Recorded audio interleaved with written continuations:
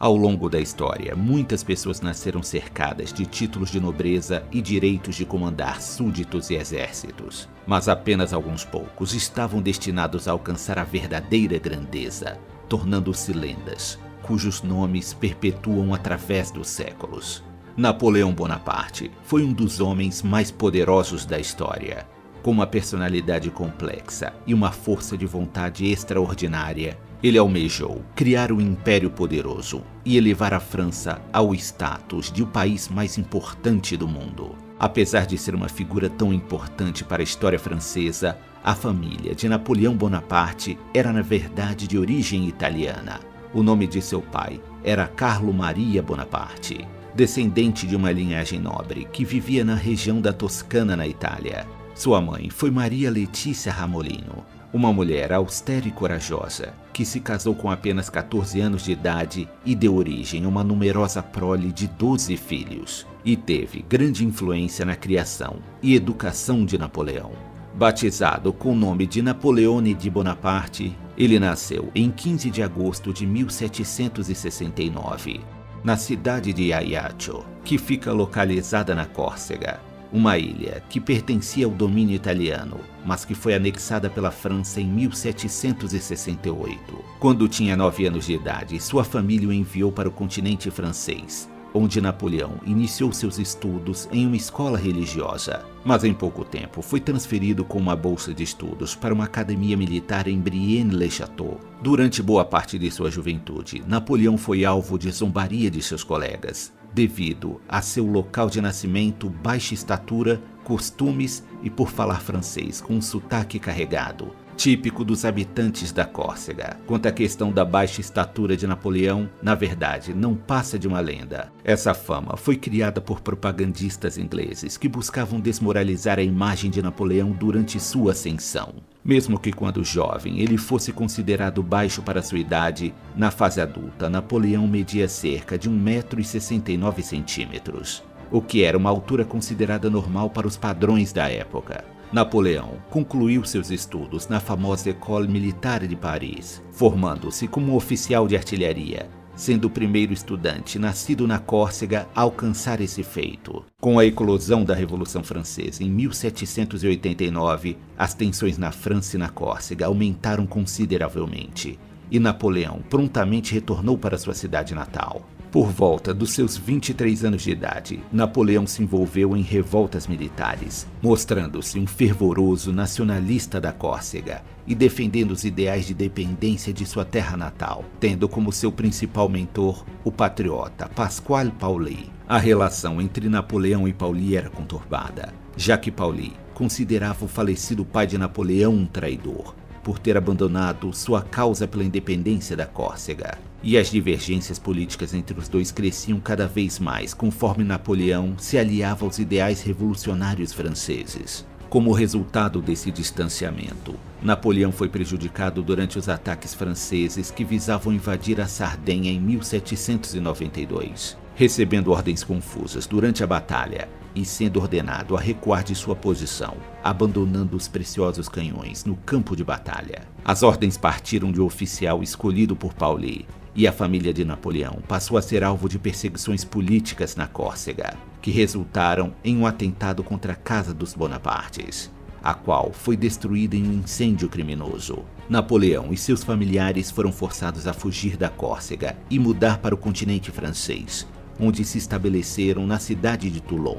Esse ocorrido magoou profundamente Napoleão, que passou a nutrir um rancor contra a Córcega e seus habitantes. Também o motivou a mudar em definitivo seu nome de batismo aos 27 anos de idade, passando de Napoleone de Bonaparte para a versão afrancesada do nome, tornando-se então o famoso Napoleão Bonaparte. Por volta do ano 1792, a França estava em uma situação muito delicada. Diversas potências europeias, como o Reino Unido, Áustria, Prússia e Itália, estavam em guerra contra a França. ao mesmo passo em que a Revolução Francesa desestabilizava toda a estrutura da monarquia que governava o país. Com a Revolução Francesa ganhando novos tons políticos, a Guerra Civil se espalhou pela França, entre várias facções políticas rivais. Em meio a esse contexto caótico, Napoleão estava envolvido em uma ação militar, ao lado do governo, contra algumas cidades rebeldes no sul da França. Em 1793, Napoleão publicou um panfleto pró-republicano, no qual ele defendia os ideais da Revolução. As palavras aguçadas escritas por Napoleão acabaram por chamar a atenção de Maximilien Robespierre, o principal líder do Partido Jacobino. Robespierre é famoso por ter sido um dos governantes mais emblemáticos e polêmicos da história. Seus ideais de igualdade, liberdade e fraternidade contrastavam com o governo de terror que ele implementou na França. Seu radicalismo resultou em diversas ações antidemocráticas, perseguições e assassinatos de opositores a seu governo. A aproximação com Robespierre foi bastante benéfica para Napoleão, que agora estava inserido na política francesa, onde passou a ganhar cada vez mais influência em questões de Estado. Durante o cerco de Toulon, que ocorreu em 1793, Napoleão foi nomeado comandante da artilharia das forças republicanas. Ele exerceu um papel de grande importância durante o conflito, já que ele formulou um plano para capturar uma colina, onde as forças republicanas pudessem dominar o porto da cidade e forçar os navios espanhóis e britânicos a recuarem. A vitória contra as tropas anglo-espanholas e a captura de Toulon elevaram o status de Napoleão ao cargo de general de brigada aos 24 anos de idade. Alguns meses depois, Napoleão foi enviado para comandar as tropas que atuavam na fronteira com a Itália durante a Guerra da Primeira Coalizão. Napoleão traçou os planos para atacar o Reino da Sardenha, levando o exército francês a alcançar a vitória na Batalha de Saorgino, em abril de 1794. Em seguida, Napoleão e suas tropas travaram novas batalhas na região dos Alpes Marítimos, subjugando outras cidades e vilarejos inimigos. Mas uma reviravolta do destino acabou pegando Napoleão de surpresa, pois o líder jacobino Robespierre foi preso acusado de abuso de autoridade, sendo condenado à morte por guilhotina e executado em praça pública em 28 de julho de 1794. A morte de Robespierre e a ascensão de um novo governo desencadeou uma série de perseguições políticas na França, e Napoleão passou a ser investigado por sua associação com jacobinos, tendo sido preso e ficado em prisão domiciliar na cidade de Nice, na costa sudoeste da França. Para escapar dessa situação, Napoleão escreveu uma carta na qual defendia a legitimidade de suas ações e boas intenções para com o futuro da França, sendo absolvido de todas as acusações e libertado em 20 de agosto de 1794. Durante o ano de 1795, a vida de Napoleão passaria por novas mudanças. Ele deu início ao seu noivado com a jovem Désirée Clary, uma paixão que o inspirou a escrever uma novela romântica, intitulada Clisson e Eugénie, sobre um soldado e sua amante, que era um óbvio paralelo da relação de Napoleão com Désirée. Mas se sua vida amorosa estava seguindo bons rumos, o mesmo não poderia ser dito de sua carreira militar. Napoleão foi removido do seu posto de general e teve seu salário suspenso por sua recusa em servir na campanha de Vendéia. Ele enfrentou uma situação financeira difícil e a perspectiva de sua carreira foi reduzida. Napoleão voltou a recuperar parte de seu status social quando, em 3 de outubro, os monarquistas em Paris declararam uma rebelião contra a Convenção Nacional. Napoleão foi encarregado de comandar as forças de defesa do Palácio das Tulherias. Tarefa essa que ele cumpriu com grande eficiência. O sucesso obtido por Napoleão rendeu a ele uma fama repentina, riqueza e patrocínio do novo governo. Essa nova ascensão na carreira de Napoleão veio acompanhada de um novo romance em sua vida. Com a bela Joséphine de Beauharnais, Napoleão se apaixonou perdidamente por Joséphine, ao ponto de terminar seu relacionamento com Désirée por meio de uma carta. O casamento de Napoleão e Joséphine ocorreu em 9 de março de 1796. Apenas 2 dias depois do novo casamento, Napoleão partiu para uma nova campanha militar na Itália. Por ser bastante supersticioso, Napoleão acreditava que era guiado por uma estrela da sorte, que brilhava especialmente para ele no céu. e que de certa forma se manifestava em sua vida através de sua esposa Joséphine. As crenças de Napoleão o tornavam cada vez mais confiante e destemido, avançando rapidamente com suas tropas em solo italiano e conquistando muitas vitórias consecutivas. Em apenas 2 semanas, o reino da Sardenha foi subjugado e o norte da Itália estava sob domínio francês. Restavam agora os austríacos no caminho de Napoleão, mas nem mesmo os numerosos exércitos do Sacro Império Romano foram capazes de fazer frente ao avanço dos franceses. E foi durante este período que Napoleão começou a ganhar fama internacional. Seu nome era exaltado por toda a França, e os principais líderes militares de outros países temiam sua rápida ascensão. Mas nem mesmo o próprio Napoleão Bonaparte poderia imaginar o quão grandiosa sua história se tornaria.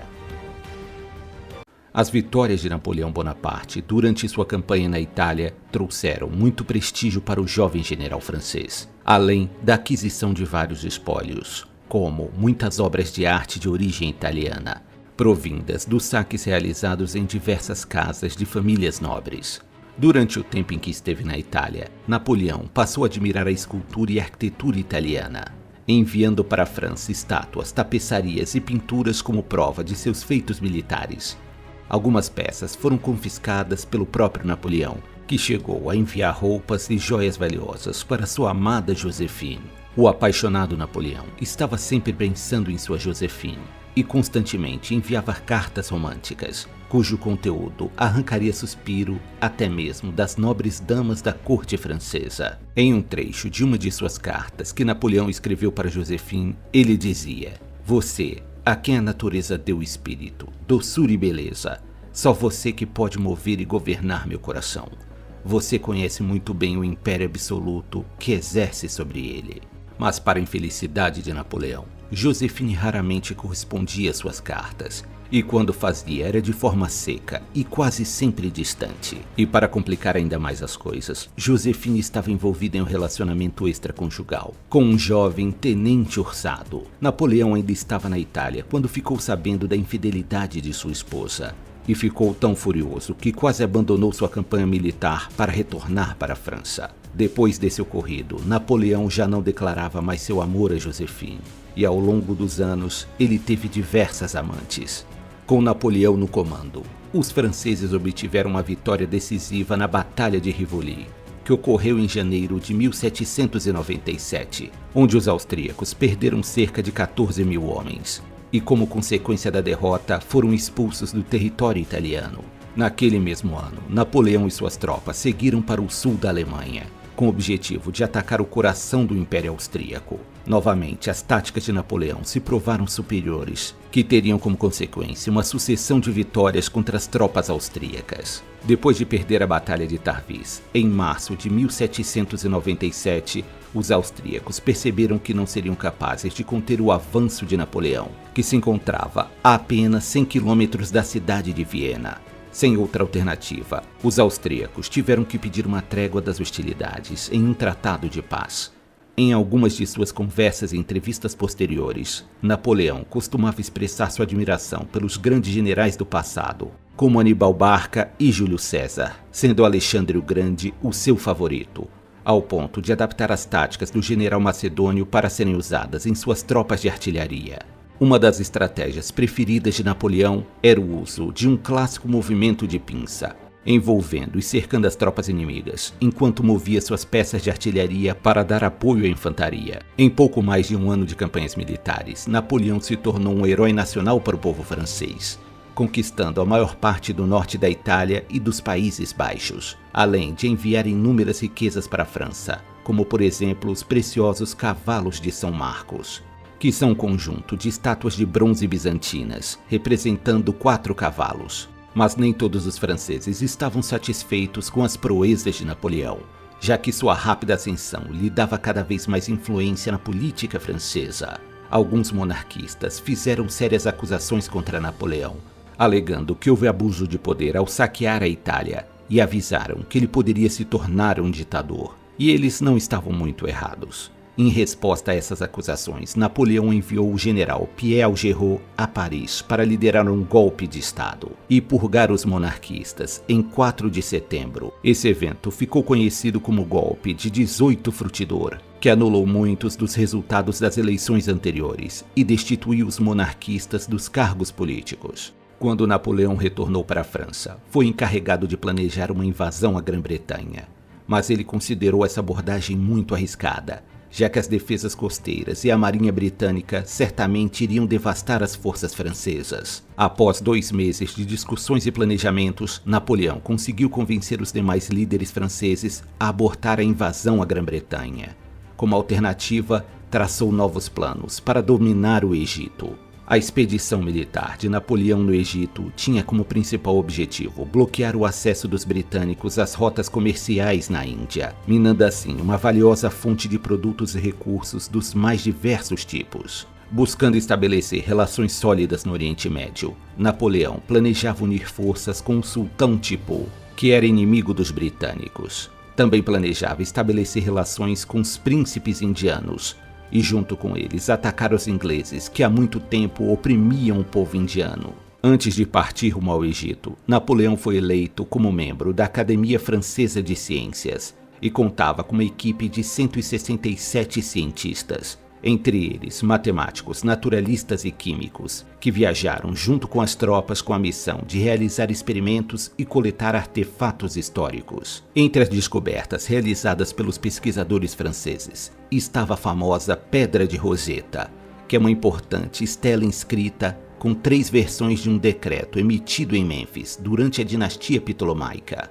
Os estudos realizados na Pedra de Roseta foram cruciais para se decifrar os hieróglifos egípcios, possibilitando o avanço nos estudos e na compreensão de como era a vida, as crenças e os costumes dos antigos egípcios. A caminho do Egito, Napoleão chegou na ilha de Malta em 9 de junho de 1798. Malta era controlada pela Ordem dos Cavaleiros Hospitalários, uma importante organização que atuou em diversas cruzadas e guerras durante a Idade Média e logravam de muito prestígio na Europa. Mas isso não impediu que Napoleão exigisse a submissão daquele território. Após uma resistência simbólica liderada pelo grão-mestre, os cavaleiros se renderam e Napoleão capturou uma importante base naval, com a perda de apenas 3 homens. Em 1º de julho, Napoleão desembarcou em Alexandria e poucos dias depois ele travou a Batalha de Shubra-Khit, ocorrida em 13 de julho, contra o exército otomano composto por uma cavalaria mameluca, a casta militar governante do Egito. Napoleão venceu essa batalha, alinhando suas forças em quadrados de infantaria, uma tática que bloqueava o avanço da cavalaria inimiga, já que os soldados franceses poderiam disparar seus mosquetes em direções diferentes e dar suporte para as unidades vizinhas. Já em 21 de junho foi travada a famosa Batalha das Pirâmides, a apenas 24 quilômetros da Pirâmide de Gizé, nos arredores do Cairo. A batalha foi desastrosa para os mamelucos, que perderam cerca de 2.000 guerreiros. Em contrapartida, Napoleão relatou uma baixa de apenas 29 mortos e 260 feridos. Essa vitória elevou a moral dos franceses. Mas a expedição de Napoleão não permaneceria intacta por muito tempo, pois no dia 1º de agosto a Marinha Real Britânica e a Marinha da República Francesa travaram uma devastadora batalha naval na Baía de Aboukir, na costa mediterrânea do Rio Nilo. A Batalha do Rio Nilo foi chamada de, indiscutivelmente, o confronto naval mais decisivo da Grande Era da Vela, e o mais esplêndido e glorioso sucesso que a Marinha Britânica obteve, permanecendo nas recordações britânicas por suas representações em um grande número de desenhos, pinturas, poemas e peças. Mesmo após essa derrota, Napoleão não recuou do Egito, e no início de 1799, ele moveu um exército para a província otomana de Damasco, na Síria. Napoleão liderou 13.000 soldados franceses na conquista das cidades costeiras de Arish, Gaza, Zafa e Haifa. Foi durante essas conquistas que a personalidade brutal de Napoleão veio à tona, principalmente durante o ataque à cidade de Zafa, onde ele ordenou que a guarnição de 1.400 prisioneiros fossem executadas à baioneta ou afogados para economizar balas. Depois de um ataque mal sucedido contra a fortaleza de Acre, Napoleão guiou suas tropas de volta ao Egito, mas conforme os dias se passavam, ele se tornava cada vez mais impaciente e implacável, pois muitos soldados de seu exército sofriam com uma epidemia de peste bubônica. Insatisfeito com o ritmo lento da marcha, Napoleão ordenou que os soldados atingidos pela peste fossem envenenados com ópio. O número de mortos permanece um mistério, podendo chegar a 580 vidas perdidas. Enquanto ainda combatia no Egito, Napoleão recebeu a notícia de que a França havia sofrido uma série de derrotas para a nova coalizão de países europeus liderados pela Grã-Bretanha, com o apoio do Sacro Império Romano. Essa nova onda de batalhas ficou conhecida como a Guerra da Segunda Coalizão. Em 24 de agosto de 1799, Napoleão aproveitou a partida temporária de navios britânicos dos portos costeiros franceses e partiu para a França, mesmo não tendo recebido ordens explícitas de Paris. Seu exército permaneceu no Egito sob o comando de Jean-Baptiste Kléber. Napoleão chegou a Paris em outubro daquele ano e logo se deparou com uma situação precária. A República estava falida e os líderes do regime político chamado de Diretório eram considerados ineficazes e impopulares entre a população francesa. Napoleão então percebeu que deveria tomar uma atitude ousada, que poderia colocar em risco sua carreira, mas poderia mudar, em definitivo, a história de sua vida. Após retornar de sua campanha militar no exterior, Napoleão causou alvoroço entre a população francesa, que já estava insatisfeita com o governo ditatorial empregado pelo regime conhecido como Diretório, que era assim chamado porque o poder executivo era exercido por 5 membros, denominados diretores. Mesmo tendo sofrido algumas derrotas no Egito, Napoleão regressava como um herói, o que despertava a preocupação do Diretório, que chegou até mesmo a acusar Napoleão de cometer deserção, por ter se retirado do Egito sem ter sido oficialmente convocado. As acusações não obtiveram sucesso, principalmente devido à falta do apoio de políticos que eram contrários ao Diretório. E Napoleão formou uma aliança com Lucien, seu irmão mais novo e presidente do Conselho dos 500, juntamente com o diretor Emmanuel Joseph Sieyès e outros aliados.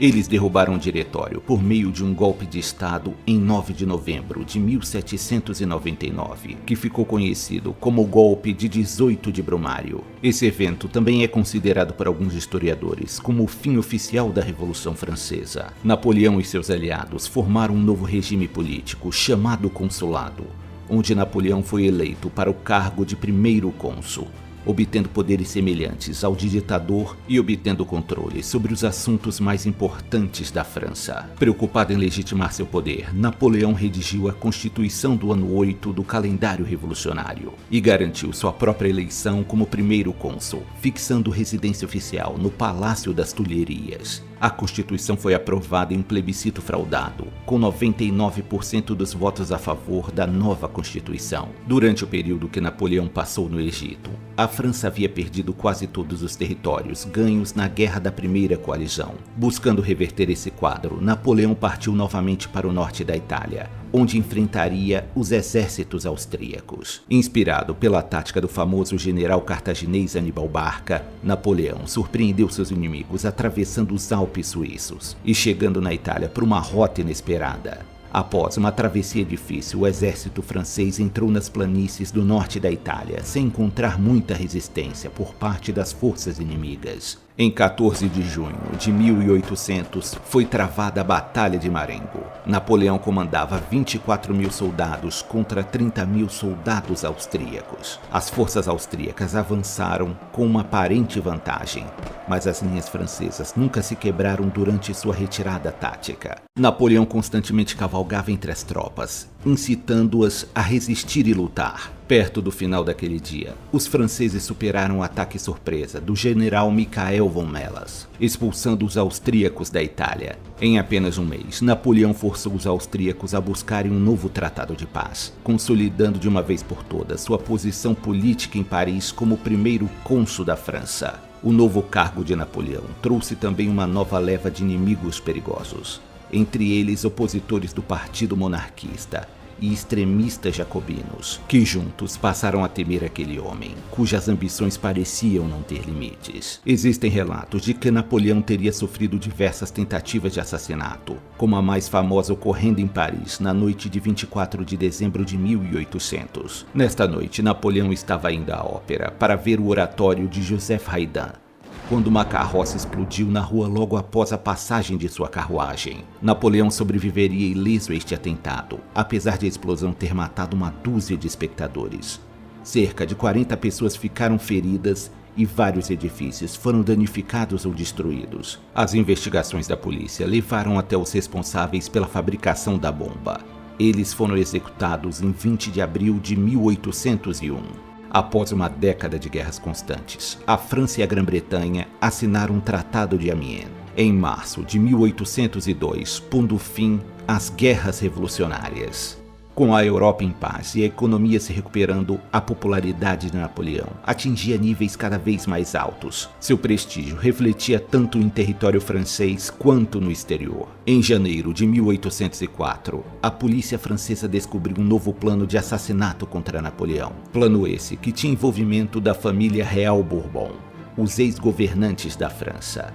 Como represália, Napoleão ordenou o sequestro de Luís Antoine de Bourbon, Duque de Enghien.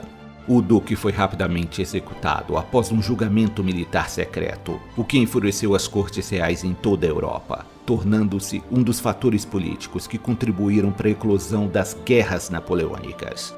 Napoleão fez uso dessa nova conspiração de assassinato para justificar a criação de um regime imperial baseado no antigo modelo romano, no qual haveria um sistema hereditário para a família Bonaparte, com direitos de governar a França e os demais territórios conquistados. Naquele mesmo ano de 1804, Napoleão foi eleito imperador dos franceses por uma contagem superior a 99% dos votos, levando mais de 3 milhões de pessoas às urnas. Essa devoção maciça da população francesa para com Napoleão é considerado um evento raro na história da humanidade. A coroação de Napoleão seria oficializada pelo Papa Pio VII e ocorreu no dia 2 de dezembro de 1804, na Catedral de Notre-Dame, em Paris. Napoleão entrou na cerimônia usando uma coroa de louros dourada e manteve-a na cabeça durante todo o processo, honrando assim os costumes do antigo Império Romano. Uma segunda coroa, réplica da coroa de Carlos Magno, foi trazida para a cerimônia. Essa foi erguida por Napoleão acima de sua cabeça em um gesto simbólico, mas foi colocada na cabeça de sua esposa Josefine,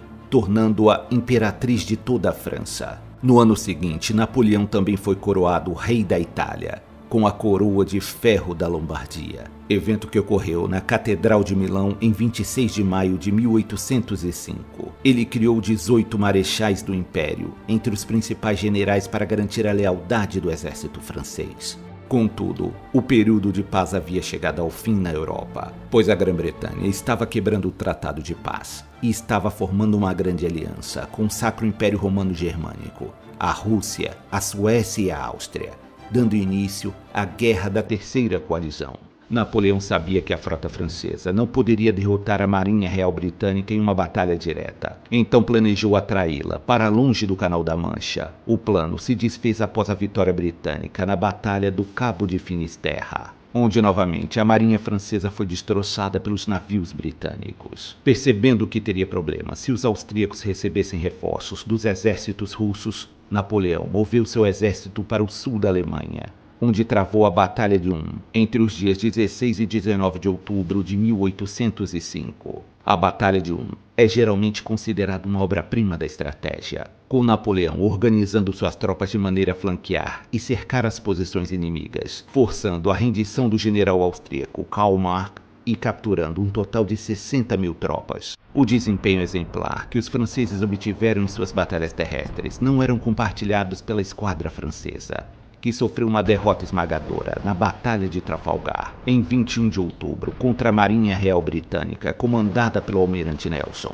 Essa foi a última vez que a Marinha Real foi seriamente desafiada por uma frota francesa durante as guerras napoleônicas. Após suas vitórias na campanha de Ulm, as forças francesas conseguiram capturar Viena em novembro. A queda de Viena proporcionou aos franceses uma enorme recompensa.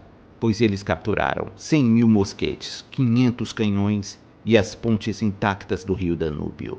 Já em 2 de dezembro, foi travada a Batalha de Austerlitz. A batalha é frequentemente vista como um exemplo tático a ser seguido, por causa da execução quase perfeita de um plano calibrado, mas perigoso. Evento da mesma estatura da Batalha de Cannas, travada por Aníbal Barca contra Roma há cerca de 2000 anos antes. O desastre do desempenho dos aliados em Austerlitz abalou significativamente a fé do imperador Francisco II do Sacro Império Romano Germânico. A França e a Áustria novamente concordaram com o armistício entre as duas potências. Napoleão chegou a dizer: "A Batalha de Austerlitz é a melhor de todas que já lutei." Depois de Austerlitz, Napoleão dividiu os estados alemães conquistados. Estabeleceu a Confederação do Reno, pondo um fim no Sacro Império Romano Germânico. Essa reorganização dos territórios acabou alarmando o Reino da Prússia, que se viu ameaçado pelo avanço constante dos franceses. O rei Frederico Guilherme III da Prússia acabou cedendo aos apelos de sua esposa e seus ministros, formando uma nova aliança com a Rússia, Saxônia, Suécia e Grã-Bretanha, e partiram para a guerra contra Napoleão. E assim teve início a Guerra da Quarta Coalizão. Napoleão invadiu a Prússia, com 180.000 soldados marchando rapidamente nas margens direito do rio Saale, travando as batalhas de Jena e Auerstedt em 14 de outubro. Os franceses derrotaram os prussianos de forma rápida. Infligiram pesadas baixas, com vários comandantes inimigos mortos ou incapacitados de lutar. Essa vitória foi especialmente lucrativa para o exército de Napoleão, que em um único mês conseguiu capturar mais de 2.000 canhões e centenas de vagões de munição em seguida. Napoleão e suas tropas capturaram a cidade de Berlim, que era a capital do Reino da Prússia. Houve uma pilhagem em grande escala na cidade, e a Prússia tornou-se um estado cliente da França, forçada a pagar grandes indenizações. Enquanto estava na cidade, Napoleão visitou o túmulo de Frederico o Grande, antigo rei da Prússia, e teria dito a seus marechais: "Tiremos o chapéu, cavalheiros. Se ele estivesse vivo, não estaríamos aqui hoje." Durante o ano de 1806, Napoleão buscou formar novas alianças no Oriente Médio. O imperador otomano Selim III reconheceu Napoleão como aliado, assim como o rei do Império Persa. No entanto, Napoleão não conseguiu formar alianças eficazes devido à intervenção da Grã-Bretanha e da Rússia, que declararam guerra ao Império Otomano. Napoleão estava no auge de seu poder e havia se tornado uma lenda viva. Poucos ousariam desafiar sua posição como imperador ou como general em campo de batalha, mas seu futuro ainda lhe reservavam muitas reviravoltas e momentos grandiosos. Napoleão Bonaparte percorreu um longo caminho desde que partiu da Córcega ainda em sua juventude, passando por batalhas memoráveis nos mais diversos cenários, onde desafiou reis e generais e logrou muitas vitórias. Agora Napoleão ocupava o cargo de imperador da França, e com isso exercia o controle sobre grande parte da Europa continental no início do século XIX. O também chamado de Primeiro Império Francês, em seu auge, contava com 130 departamentos e governava mais de 44 milhões de súditos. Com uma extensa presença militar na Alemanha, Itália, Áustria e Prússia, a França havia se tornado uma potência militar invejável, mas ainda havia inimigos capazes de desafiar sua soberania, como a Grã-Bretanha e o gigantesco Império Russo, que constantemente enviavam exércitos para a Alemanha e Prússia com a intenção de instigar revoltas entre a população local e expulsar os franceses da região. Em 21 de novembro de 1806, Napoleão emitiu o Decreto de Berlim, que proibia as nações continentais europeias de comercializar com a Grã-Bretanha, com a intenção de prejudicar os cofres britânicos e enfraquecer sua economia, criando assim o chamado Sistema Continental. Mas esse decreto não seria bem recebido pelas nações europeias dominadas pela França, e os casos de contrabando de mercadorias cresciam exponencialmente, o que causaria mais problemas econômicos para a França do que para a Grã-Bretanha.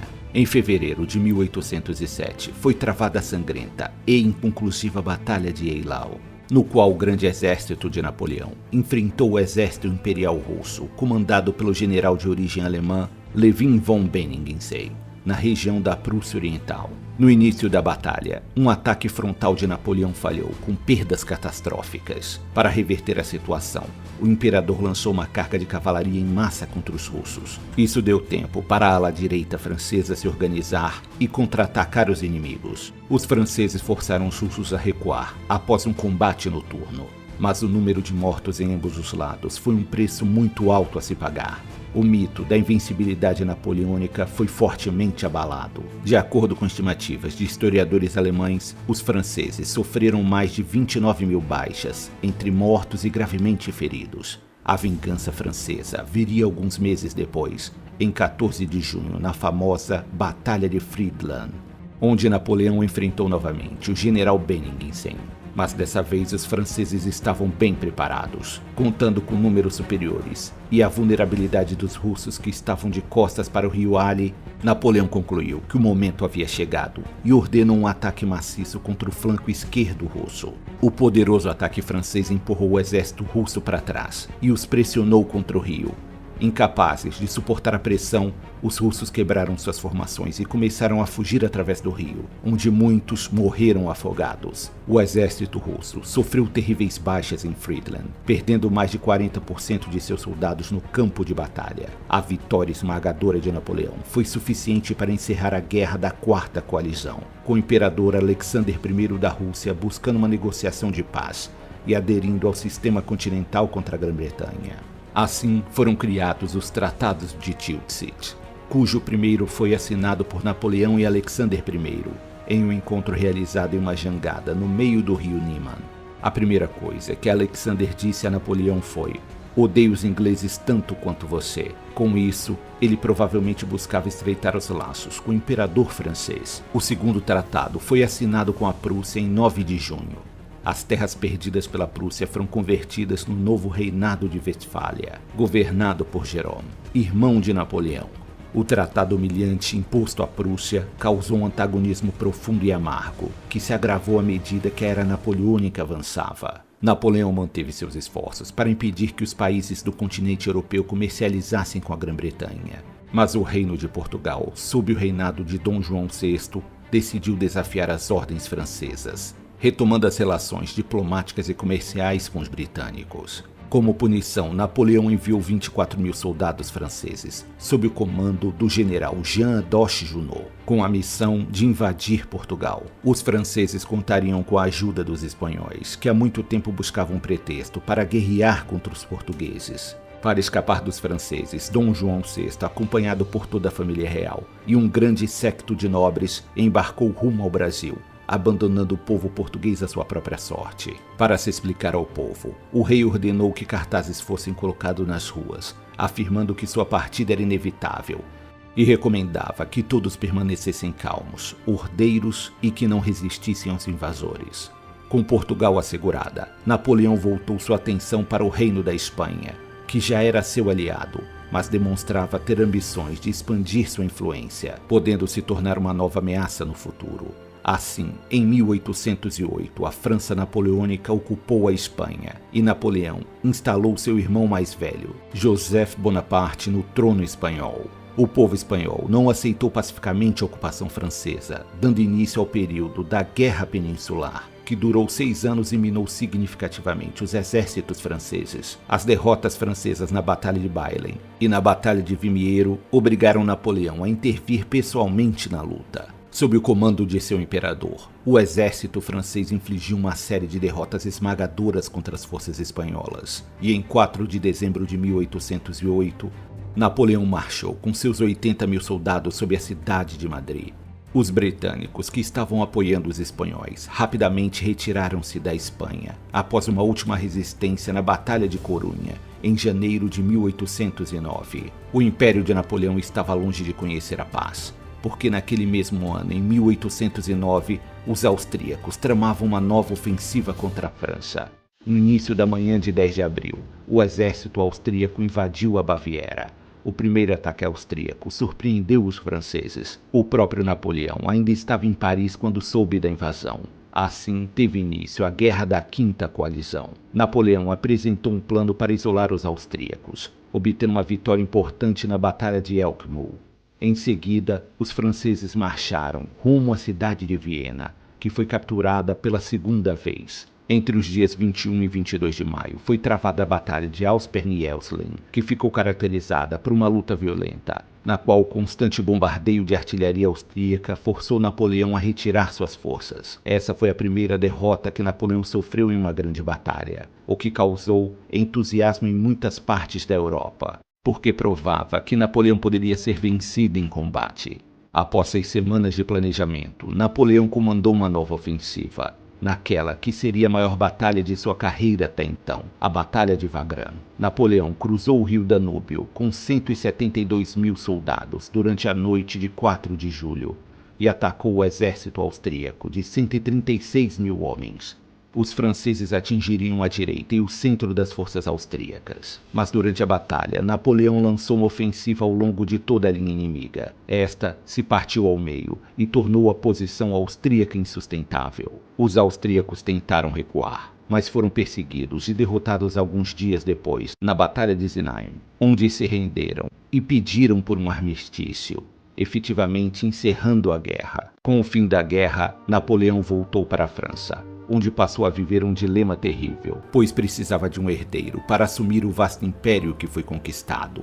Mas durante todo o tempo em que estiveram casados, sua esposa Josephine não foi capaz de lhe dar um único filho. Em 10 de janeiro de 1810, Napoleão divorciou-se de Josephine e começou a procurar uma nova esposa de linhagem nobre, encontrando uma bela candidata de 18 anos de idade, chamada Marie-Louise, a duquesa de Parma e filha do imperador Francisco II da Áustria. Buscando oficializar a recente aliança com a Áustria por meio de uma conexão familiar, Napoleão casou-se com Marie-Louise em 1º de abril de 1810, tornando-a a segunda imperatriz dos franceses. Marie correspondeu às expectativas de seu marido, dando à luz a um menino em 20 de março de 1811, o qual ficou conhecido com o nome de Napoleão II e recebeu o título simbólico de Rei de Roma. A felicidade que Napoleão sentia por ter conseguido um herdeiro foi obscurecida por uma nova ameaça vinda do leste europeu, pois a nobreza russa passou a pressionar o imperador Alexandre I para romper a aliança com a França, e as tensões entre as duas potências aumentaram com a violação do sistema continental pelos russos.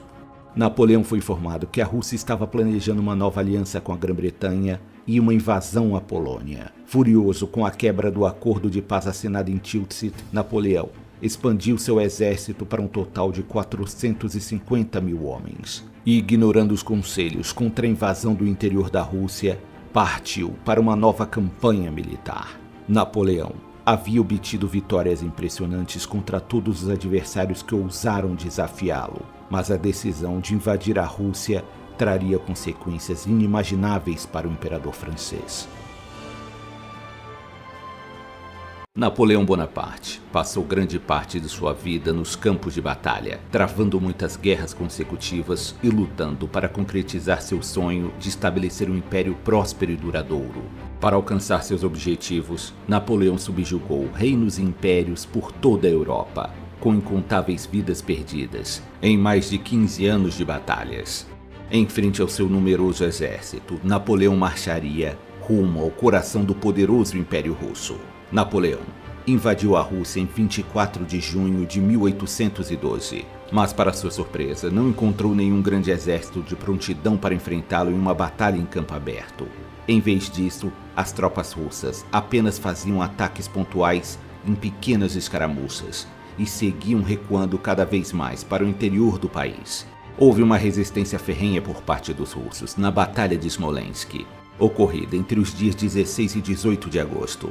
Nessa batalha, a artilharia francesa bombardeou impiedosamente a cidade de Smolensk, destruindo quase todos os edifícios e soterrando milhares de pessoas em ruínas fumegantes. Com mais de 15 mil mortos, foi uma das batalhas mais sangrentas da invasão.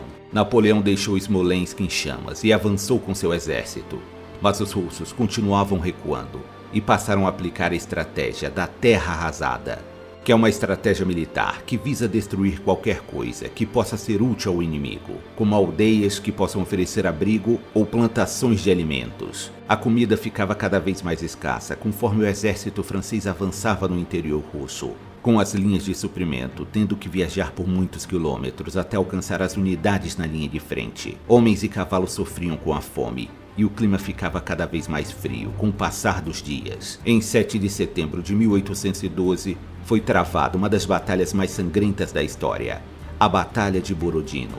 O exército imperial russo era comandado pelo marechal de campo Mikhail Kutuzov, que inicialmente ordenou o avanço das tropas russas, mas após sofrer um ataque da poderosa artilharia francesa, percebeu que sua situação havia mudado de ofensiva para defensiva. A batalha foi extremamente confusa, com ambos os lados perdendo soldados devido aos disparos de artilharias e mosquetes. A fumaça, criada pelos disparos dos mosquetes, tomou conta da batalha. A infantaria e os cavaleiros tinham dificuldade em manobrar entre os montes de cadáveres e feridos. Foi um massacre horrível, mesmo para os padrões napoleônicos. Embora os franceses tivessem vencido, o custo em vidas foi muito alto. O próprio Napoleão fez a seguinte afirmação sobre a batalha: "Esta foi a mais terrível de todas as minhas batalhas. Os franceses mostraram-se dignos da vitória, mas os russos mostraram-se dignos de serem invencíveis."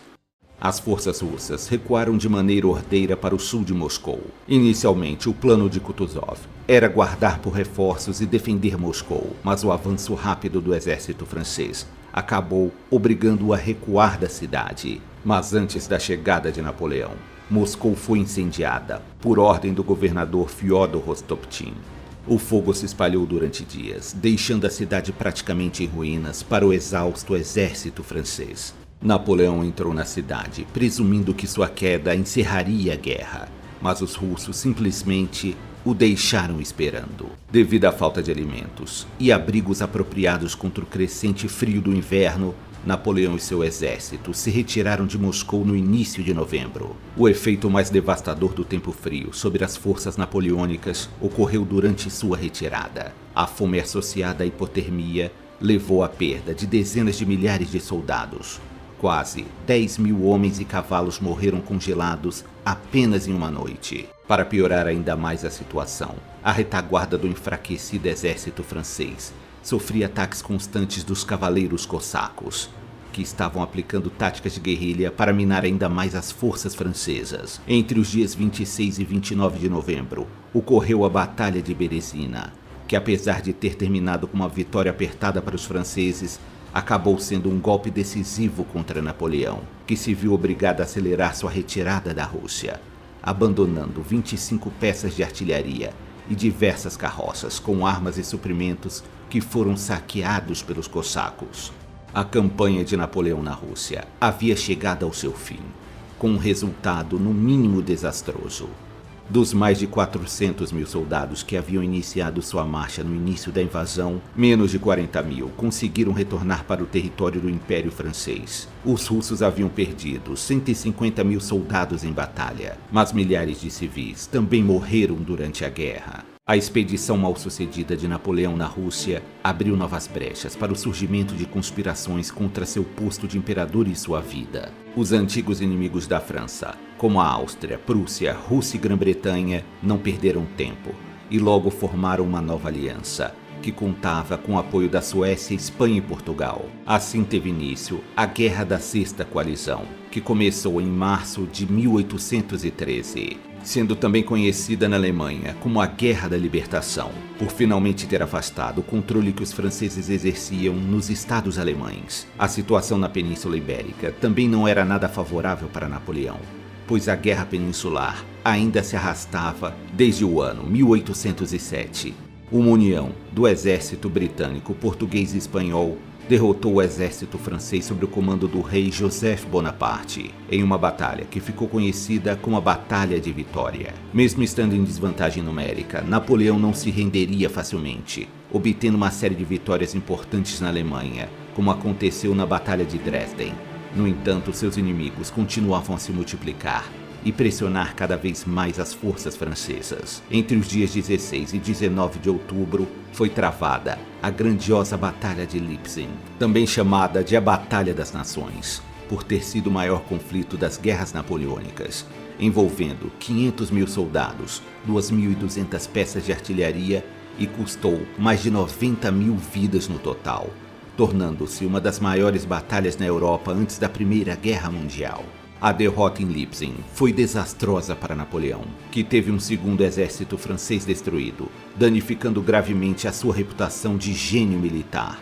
Quando ele voltou para Paris no final do ano, suas primeiras palavras ao entrar no Senado foram: "Há um ano, toda a Europa marchou conosco. Hoje, toda a Europa marcha contra nós." Visivelmente abalado, Napoleão já demonstrava sinais de exaustão, tanto física quanto mental. Sua postura outrora altiva estava cada vez mais curvada, e seu rosto carregava uma expressão de pesar e mau humor. Alguns diziam que ele havia ficado louco pelo poder, já que rejeitou os termos de paz na proposta de Frankfurt, onde Napoleão permaneceria como imperador dos franceses, mas seu império seria reduzido às suas fronteiras naturais. Isso significava que a França poderia manter o controle da Bélgica e da Renânia, mas deveria se retirar de todos os outros territórios. A recusa de Napoleão provocou uma nova onda de batalhas, das quais a coalizão saiu vitoriosa em sua maioria, até que no fatídico dia 31 de março de 1814, as forças combinadas da Rússia, Áustria e Prússia tomaram a cidade de Paris, forçando a rendição dos franceses e encerrando a Guerra da Sexta Coalizão. Alexandre I da Rússia disse ao Senado francês que os aliados da coalizão estavam lutando contra Napoleão e não contra a França, e estavam preparados para oferecer termos de paz honrosos se Napoleão fosse removido do poder. No dia seguinte, o Senado aprovou o ato de demissão do imperador, que declarou Napoleão deposto. Sem outras alternativas, Napoleão se viu forçado a anunciar sua abdicação, assinando o Tratado de Fontainebleau no dia 11 de abril de 1814. Com este tratado, os aliados acabaram com o governo de Napoleão como imperador dos franceses e o enviaram para o exílio na ilha de Elba, no Mediterrâneo. Foi dado a Napoleão o direito de comandar a ilha e manter seu título de imperador, mas para Napoleão, ser o imperador de uma única ilha era uma humilhação insuportável. Após alguns meses no exílio, Napoleão soube que sua ex-esposa Joséphine morreu na França. Ele ficou arrasado com a notícia, trancando-se em seu quarto e se recusando a sair por 2 dias. Inconformado com a possibilidade de passar o resto de seus dias vivendo no exílio, Napoleão conseguiu reunir 700 homens e fugiu de Elba em um navio de guerra. Ao chegar no continente francês, Napoleão foi interceptado pelo 5º Regimento, com ordens de capturar o ex-imperador. Napoleão aproximou-se do regimento sozinho, desmontou de seu cavalo e, quando estava ao alcance de um tiro, gritou para os soldados: "Aqui estou, matem seu imperador, se desejarem." Muitos soldados que ali estavam serviram Napoleão durante muitos anos e nutriam grande admiração por ele. Em uma demonstração de devoção, os soldados responderam rapidamente: "Viva o imperador!" Napoleão chegou a Paris em 20 de março e governou por um período conhecido como o Governo dos 100 Dias. A Grã-Bretanha, Rússia, Áustria e Prússia prometeram colocar 150 mil homens em campo para acabar com seu governo, o que originou a Guerra dos 100 Dias, também conhecida como a Guerra da Sétima Coalizão. No início de junho, as forças armadas disponíveis para Napoleão haviam chegado a 200 mil, e ele decidiu partir para a ofensiva, para assim tentar impedir que o exército britânico e prussiano se unissem. O encontro entre os exércitos de Napoleão e os exércitos da coalizão ocorreu no dia 18 de junho de 1815, na famosa Batalha de Waterloo. A coalizão era liderada pelos britânicos, sob o comando de Arthur Wellesley, mais conhecido como Duque de Wellington. Os aliados da coalizão resistiram a repetidos ataques franceses ao longo do dia, até que as tropas prussianas chegaram e atacaram o flanco francês, causando pesadas baixas. Napoleão ainda tentou lançar uma última ofensiva com os batalhões da Guarda Imperial Francesa, mas os prussianos avançaram no flanco direito francês e o exército britânico repeliu a Guarda Imperial, derrotando em definitivo os franceses. Waterloo foi a última batalha travada por Napoleão, que ao retornar para Paris, descobriu que tanto os políticos quanto o povo se voltaram contra ele. E novamente ele abdicou de seu posto como imperador, dessa vez em definitivo, encerrando assim o primeiro Império Francês. Os britânicos dessa vez exilariam Napoleão em um lugar bem distante no Oceano Atlântico, conhecido como a Ilha de Santa Helena. Eles também tomariam a precaução de enviar uma pequena guarnição de soldados para impedir qualquer fuga da ilha. Napoleão teve como sua última residência uma antiga mansão chamada Longwood House, que estava em uma situação precária, com muita umidade e mofo nas paredes. A saúde de Napoleão começou a se deteriorar com o passar dos anos. Alguns acreditam que, em parte, isso se deveria às condições insalubres de sua casa. Em fevereiro de 1821, Napoleão percebeu que sua vida estava próxima do fim e buscou se reconciliar com a Igreja Católica. Napoleão Bonaparte morreu em 5 de maio de 1821 em Longwood House, aos 51 anos de idade. Em uma autópsia posterior, foi constatado que a causa de sua morte foi câncer no estômago, provavelmente originado por uma tentativa de suicídio mal-sucedida, que ocorreu antes de seu exílio para Elba, quando ele teria ingerido pílulas de veneno, mas que não teriam tido potência suficiente para matá-lo naquele momento. Napoleão foi sepultado em um sarcófago de quartzo vermelho vindo da Rússia, em uma tumba localizada em um complexo de edifícios chamado Les Invalides, em Paris, onde podem ser encontrados museus e monumentos, todos relacionados com a história militar da França. Napoleão foi responsável por espalhar os valores da Revolução Francesa por outros países da Europa e teria influenciado nas reformas legais, como é o caso do Código Napoleônico, com sua ênfase em uma lei claramente escrita e acessível, que foi um passo importante para a substituição das antigas leis feudais. Apesar de várias alterações, o Código continua em vigor até hoje. Nos dias atuais, a vida de Napoleão é debatida por estudiosos e políticos em quase todos os países, sendo visto como um homem esclarecido e determinado por alguns, ou um homem megalomaníaco e sedento de poder por outros. Mas o fato é que durante boa parte de sua vida, ele foi o homem mais poderoso do mundo.